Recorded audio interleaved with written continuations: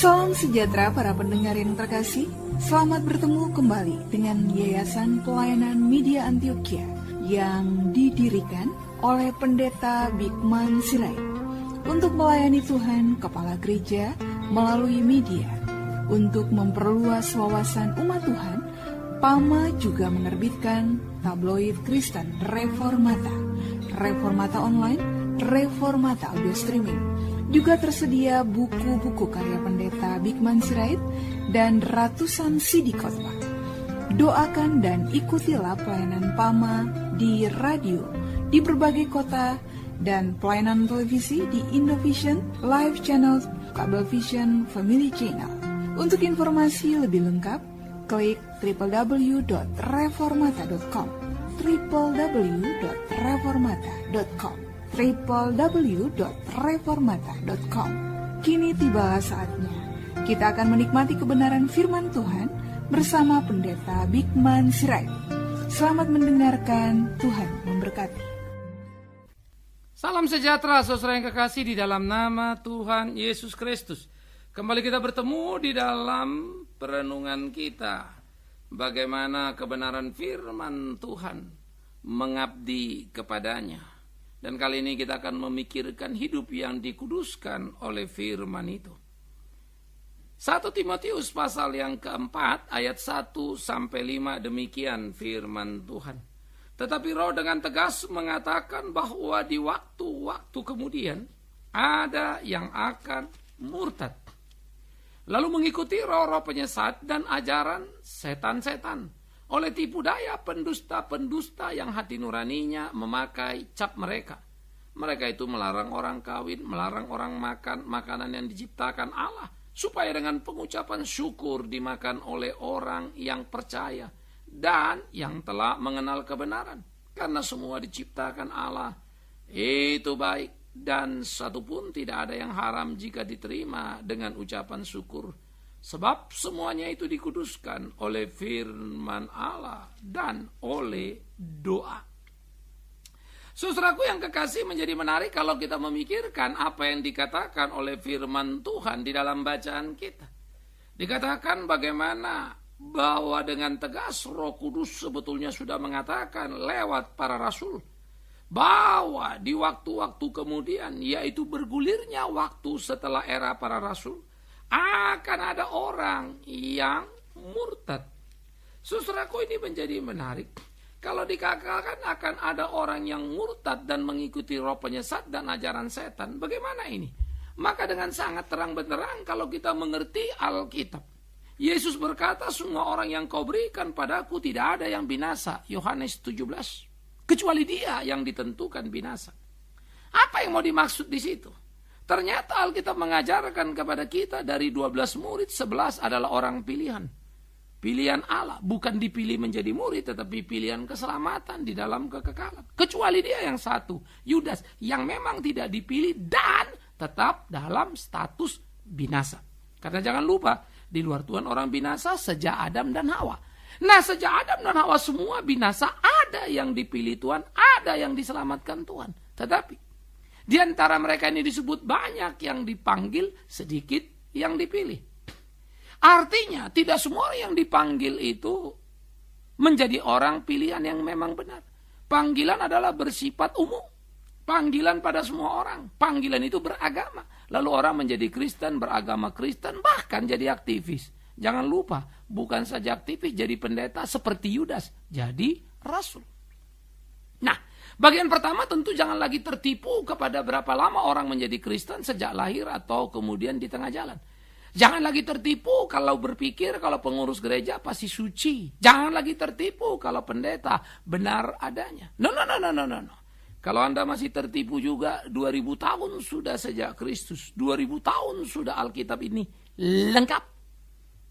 Sesudah dikumpulkan, disatukan pada tahun 400-an di Kalsedon. Konsili.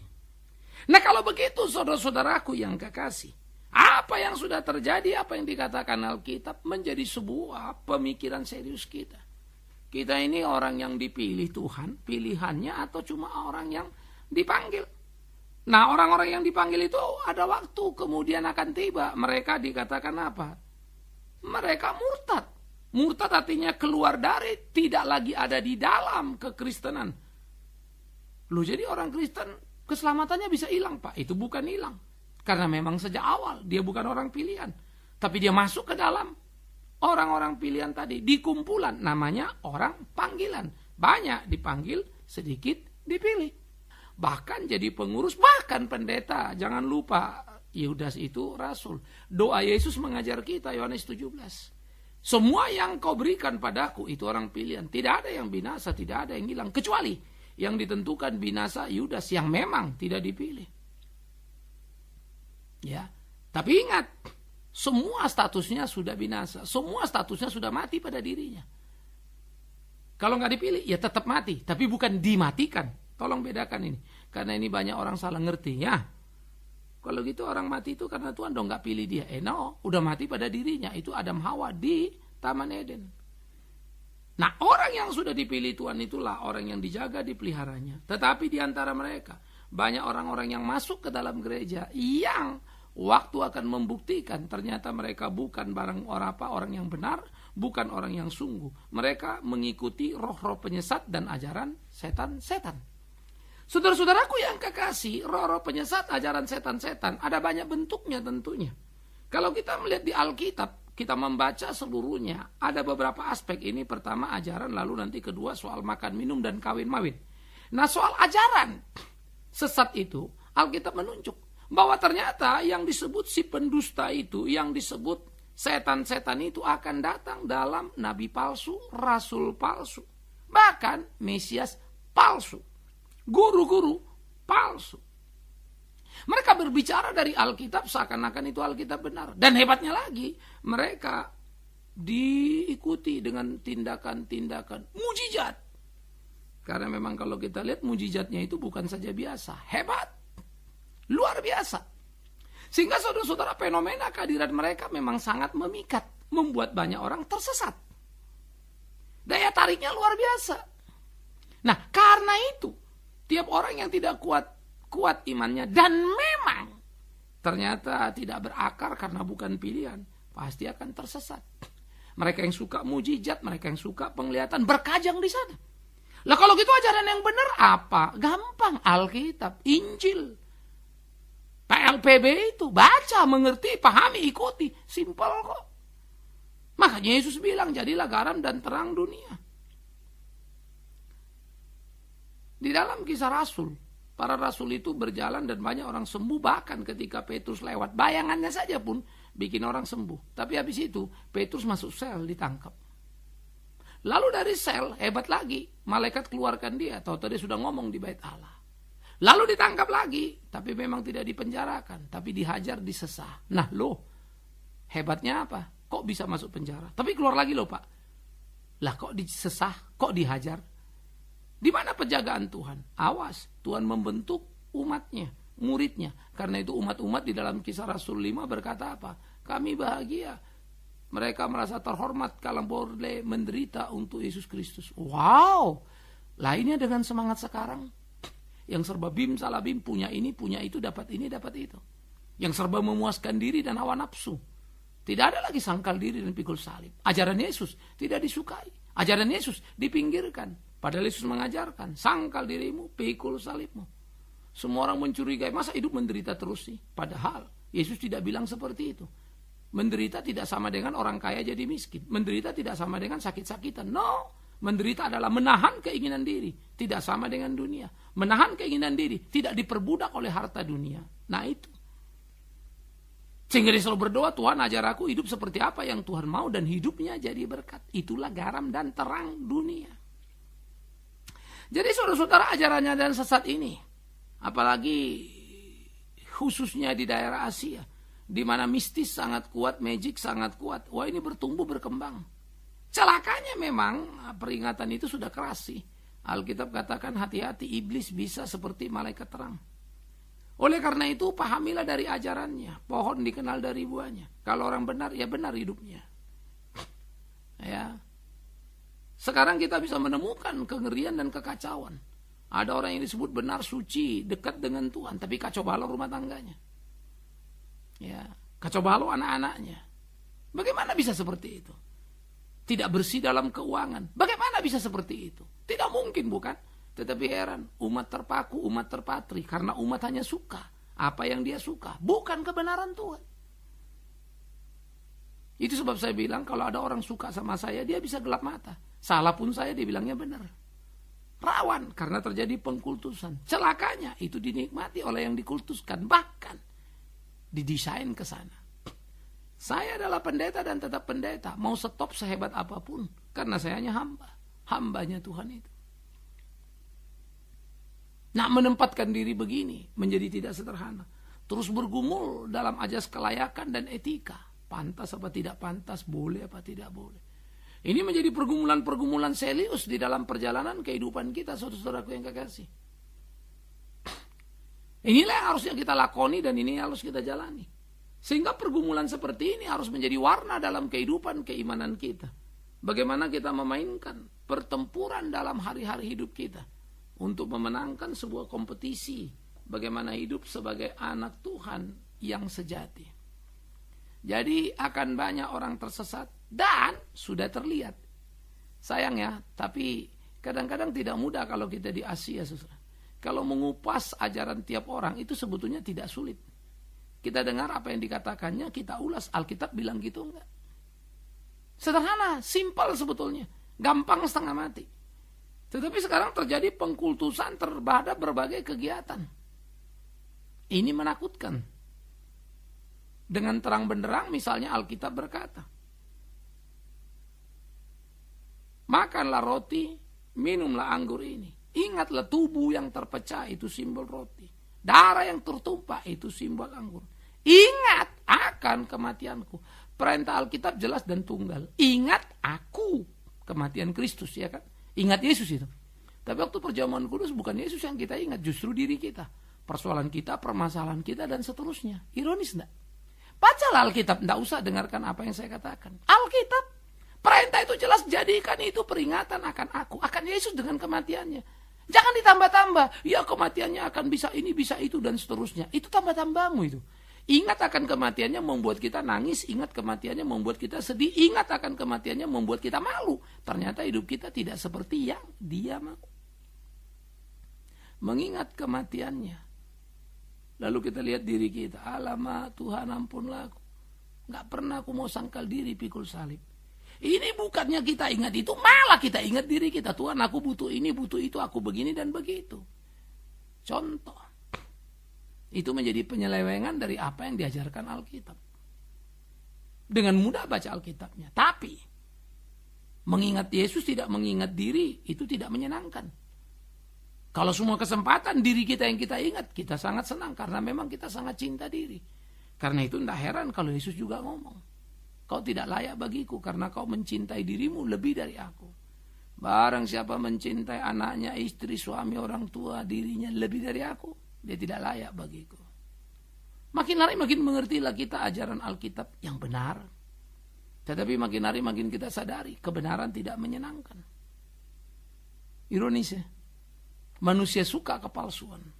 Manusia suka kekacauan. Asal itu berpusat pada dirinya dan dirinya mendapat kesenangan. Saudara-saudara kekasih, maka bagian pertama ajaran-ajaran sesat yang akan datang oleh tipu daya pendusta dikatakan ya. Yang hati mereka memakai cap-cap mereka ya, maka mereka itu akan mengerikan. Jadi ajaran sesat pertama tadi ya bisa menyangkut kepada hal-hal yang spektakuler tadi. Seperti apa yang juga sudah dibicarakan Injil. Mujizat-mujizat yang luar biasa. Tetapi mengarahkan orang kepada diskusi soal mujizat, dapat mujizat bukan lagi Yesus. Semua orang senang menjadi seperti dukun, semua orang senang menjadi seperti dirinya sendiri. Orang yang ngeledek saya itu mati, orang yang ngeledek saya disambar petir. Saya kadang lagi bingung, kenapa kau senang ada orang yang meledekmu, mengejekmu, memfitnahmu, kan itu dosa toh? Orang itu dosa betul. Mestinya kan kau kasihan sama orang berdosa, kan itu Yesus ajarkan. Doakanlah musuhmu. Kok malah disyukuri ya? Dia mati, dia gini, dia gitu. Dia terhantam, dia kena ini, kena itu. Tapi itulah mentalitas yang sudah rusak. Ternyata orang Kristen ngerikan, tapi itu fakta. Kebenaran adalah kebenaran yang menyakitkan dan harus ditegakkan.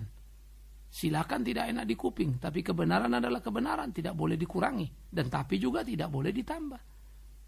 Cintailah supaya tidak tersesat, kecuali memang engkau suka tersesat dan disesatkan. Yang kedua, dikatakan bagaimana kemudian mereka melarang orang kawin atau melarang orang makan makanan. Jangan kawin karena kawin begini dan begitu dan seterusnya. Ya, hati-hati, bukan kawin tidak boleh, melarang kawin yang jadi masalah. Jadi bukan orang tidak kawin itu salah, karena Paulus pun selibat. Paulus itu tidak menikah, dan orang yang selibat punya konsentrasi bagus melayani. Saya kagum pada rekan-rekan di Romo Katolik. Ya, mereka punya komitmen kuat. Bagaimana mereka melayani dan tidak lagi pikir yang lain hanya untuk diri. Saya Bikman Sirait, bukan tipe sendiri dan tidak kuat untuk itu. Saya respect. Lalu ada yang bilang, oh pastor juga ada yang kena, ada yang jahat, ada yang begini, kok ada yang berzina. Emangnya pendeta sedikit? Banyak. Ya, jelas kalau seorang romo sulit untuk korupsi bukan, dan makan uang memperkaya diri. Pendeta lebih berpotensi dan catatan memang lebih banyak.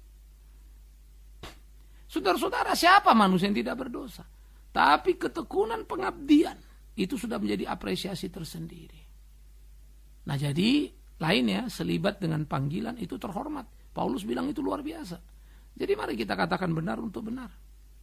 Ya, jangan kemudian karena bukan kelompok kita lalu kita maki-maki dan kita salah-salahkan, bukan? Saya kagum pada biksu-biksu yang mampu mengendalikan dirinya sehingga tidak terjebak pada hawa nafsu duniawi misalnya. Ya, lepas dari soal keselamatan saya tidak berdiskusi itu. Tapi inilah hidup yang mudah dilihat. Itu akan menggelisahkan kita, bukan? Kalau memang kita orang percaya Yesus Kristus juru selamat satu-satunya, dan kita yakin dia punya kuasa dan kuat, pertanyaannya gampang, bagaimana aku lihat itu di hidupmu? Simpel kok. Kalau kau tidak lebih baik dari orang lain dalam hidup keagamaanmu, itu kata Tuhan Yesus, kalau kau tidak lebih baik dari orang-orang Farisi ini dalam hidup keagamaanmu, kau tidak layak masuk surga. Matius 5 ayat 20, clear. Nah jadi hidup kita bukan. Nah lagi-lagi orang tidak kawin karena panggilan bagus setengah mati. Ya, luar biasa itu. Ya, patut diberi apresiasi. Paulus dan kemudian mereka-mereka yang mengikutinya. Puji Tuhan. Tetapi yang kawin ya harus bersaksi dengan pernikahannya. Jangan pula kawin tapi babak belur semuanya, itu kan juga mengerikan. Begitu loh. Anak-anak kacau balau, kan lebih gawat. Karena itu kita harus bertanggung jawab penuh terhadap apa yang ada. Pernikahan kita, anak-anak kita jagalah. Karena itu jemaat harus belajar kritis, melihat, mencermati. Jangan gelap mata lalu tutup mata. Lalu bilang, semua orang juga boleh, semua orang juga bikin salah. Lalu kalau semua orang bikin salah, jadi boleh salah gitu. Kan tidak boleh toh. Memang semua orang pernah bikin salah. Tapi bukan berarti kita boleh salah, lalu mendiamkan yang salah. Kita aneh lagi, standar kebenaran makin jauh. Kenapa? Karena memang kita gak pernah cinta firman Tuhan sih. Kita cuma cinta apa yang cocok di telinga. Nah, larang kawin, larang ini tampaknya mulia, tampaknya hebat, tapi tidak. Jangan makan ini, jangan makan itu. Kelihatan rohani luar biasa. Ya, saudara-saudaraku yang kekasih, ini menjadi gawat. Kita harus mengurus diri kita harus sehat. Ya. Sekarang orang coba berusaha membuktikan, wah si Anu tidak makan ini, umurnya panjang. Katakanlah orang vegetarian, umurnya panjang. Ada orang vegetarian di China, umurnya panjang. Tapi di Eropa juga ada yang makan daging, umurnya panjang. Umur panjang, saudara-saudara. Dan kualitas kehidupan sangat berkaitan dengan keseimbangan yang kau makan dan gerak yang ada pada diri kita. Kita perlu lemak. Kita perlu itu. Untuk diri kita, tergantung kita tinggal di mana, bagaimana pembakaran itu terjadi. Nah itu yang harus kita pikiri. Nah kadang-kadang kita apalagi orang modern sekarang ya. Terus berpikir, lalu dirohani-rohanikan. Padahal makan minum bukan urusan, kata Alkitab. Semua datang dari Tuhan asal diterima dengan ucapan syukur. Dilakoni dengan baik-baik, tapi memang perlu bertanggung jawab. Makan olahraga yang seimbang. Ya, saya menjaga keseimbangan sekarang agak kacau balau. Olahraga tidak boleh terlalu berat. Ya, sehingga harus diatur sedemikian rupa. Harus belajar mendisiplin diri. Nah, sehingga di dalam bagian-bagian seperti itu, saudara, bagaimana Antara yang kita punya kegiatan dan energi yang kita butuhkan, itu kan mesti balance. Jadi saya pikir ada prinsip diet yang menarik ketika orang berlomba-lomba untuk kurus. Tapi tidak ada pertimbangan apakah dia mempunyai energi yang cukup untuk aktivitinya. Sehingga kemudian banyak juga orang diet-diet lalu mati kurus. Mengerikan ya. Banyak juga orang berusaha kurus tapi tidak cocok, nggak proporsional dengan dirinya. Aneh ya. Tapi banyak juga orang over, juga lucu. Jadi bagaimana yang pas Pak? Ya itulah sulitnya pengendalian diri dan kita harus belajar di situ. Kan begitu. Jadi bukan sekedar nggak makan saja, berolahraga nggak, bergerak nggak, sehingga diet yang betul-betul bertanggung jawab, yang bisa balance dengan seluruh kegiatan, memenuhi energi konsumsi yang dicukupkan. Belum ada orang pikirkan sampai sejauh itu. Ya, sehingga kegiatan kita kan tidak bisa kegiatan diukur. Maka kita yang tahu kegiatan kita berapa tingginya, berapa banyaknya, ya, kerjaan kasar atau kerjaan halus atau olah pikir. Oh itu kan semua memerlukan. Dan sebetulnya dokter yang paling baik adalah diri kita. Kita merasakan itu. Jadi bukan soal nggak makan ini, nggak makan itu lalu tampak suci, atau nggak makan ini, nggak makan itu lalu mendadak sehat. Ya enggak juga. Tapi kalau memang tidak boleh, jangan dong. Ya kan? Anda sudah kolesterol tinggi, ya jangan makan ya berkolesterol. Kan begitu saja rumusannya. Simple. Bagaimana mengelola, bagaimana mengatur itu. Ya, sehingga kalau kita lihat nanti orang-orang atau petani atau kita bilang jangan makan kambing, cobalah pikirkan di Timur Tengah orang makan kambing terus, domba itu terus. Oke aja, umur panjang juga tuh, 80-90 juga. Tapi jangan pula gara-gara 80-90 lalu kita ikut-ikutan makan di daerah yang berbeda, iklim yang berbeda, kebiasaan yang berbeda, adaptasi tubuh yang berbeda. Bijaksanalah. Ya, jadi nggak makan ini itu dan kesehatan saja pun perlu hati-hati. Apalagi kemudian itu diritualkan, dijadikan seakan-akan ajaran agama menunjukkan kesucian. Aduh, larilah hidup kita ini saudara-saudaraku, bukannya perbuatan tingkah laku lagi. Tapi hanya makan minum saja pun sudah bikin orang jadi suci. Padahal suci atau tidak suci adalah sikap hati dan sikap hidup di dalam hidup dengan sesama. Makanan minuman adalah dari Allah. Itu anugerah. Terima dengan ucapan syukur. Tapi tahu dirilah, ukur tubuhmu mana yang diperlukan. Lihat kegiatanmu. Jangan kau banyak makan, sedikit bergerak. Bagaimana enggak over? Simple itu kan. Tapi jangan kau banyak bergerak, banyak energi dibutuhkan. Dietnya gila-gilaan, lalu jatuh sakit. Mengerikan bukan? Nah jadi harus memahami bagaimana menempatkan dengan bijaksana. Akhirnya, hati-hatilah seperti yang dikatakan oleh Alkitab itu, bagaimana makan minum itu menguduskan oleh firman itu. Tetapi begitu juga lah semuanya. Artinya itu begini, bukan kita berdoa lalu firman kuduskanlah makan minum. Bukan itu. Jangan juga jadikan itu mantra. Tapi firman menguduskan artinya bagaimana pemahaman akan firman Tuhan hidup yang benar. Apapun yang kita lakoni pasti kita lakoni dengan sikap yang benar. Apapun yang kita nikmati dengan sikap yang benar sesuai pertumbuhan pemahaman itu. Jadi ini bukan mantra, baca satu ayat maka kuduslah. Bukan. Nah itu sesat lagi. Lalu ayat Alkitab dijadikan kayak mantra, dijadikan kayak ilmu. Itu sikap hidup. Sama seperti firman Tuhan sudah menguduskan kita. Seperti dia katakan pada murid-muridnya. Maka kuduslah kita. Begitulah sikap kita dalam pengenalan firman yang benar. Bertanggung jawab pada tiap apa yang kita lakukan. Sehingga kita tidak tersesat hanya memikirkan apa yang suka buat diri, enak buat diri, apa yang lainnya. Biarlah Tuhan menolong kita. Tuhan memimpin kita. Karena itu cintailah firman. Menguduskanmu dan menguduskan apa yang boleh kau makan minum di dalam hidupmu. Karena sikap hidupmu. Tuhan menolongmu. Dan jangan lupa ya, sudah dikuduskan firman Tuhan, kau makan over juga. Padahal kau sudah tinggi dalam berbagai hal di hidupmu, entah kolesterol, tanah urat. Kau hantam juga, besok naik, lalu jangan ribut. Bukan mantra.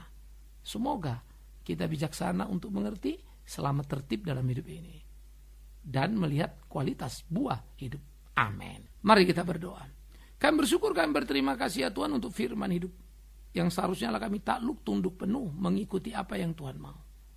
Ampuni kami karena kami seringkali menggagahi, memperalat firman untuk kepentingan diri. Sadar, ingatkan kami untuk terus berjalan di jalan-Mu. Tak terjebak pada sikap salah. Terima kasih Tuhan, kami serahkan segenap hidup kami ke dalam tangan pengasihan-Mu. Demi Yesus Kristus Tuhan dan Juru Selamat kami yang hidup, biarlah Tuhan menolong kami untuk selalu hidup kudus oleh firman dan melakukan apa yang menjadi kehendak Tuhan. Amin. Kita telah mendengarkan firman Tuhan yang disampaikan oleh Pendeta Bikman Sirait. Bagi Anda yang merasa diberkati dan ingin menjadi mitra Pama dalam melayani melalui doa, daya dan dana, silakan menghubungi kami melalui telepon 021 392 4229, 021 392 4229, email di pama_yayasan@yahoo.com, pama_yayasan@yahoo.com. Sampai bertemu kembali di waktu dan gelombang yang sama. Tuhan memberkati.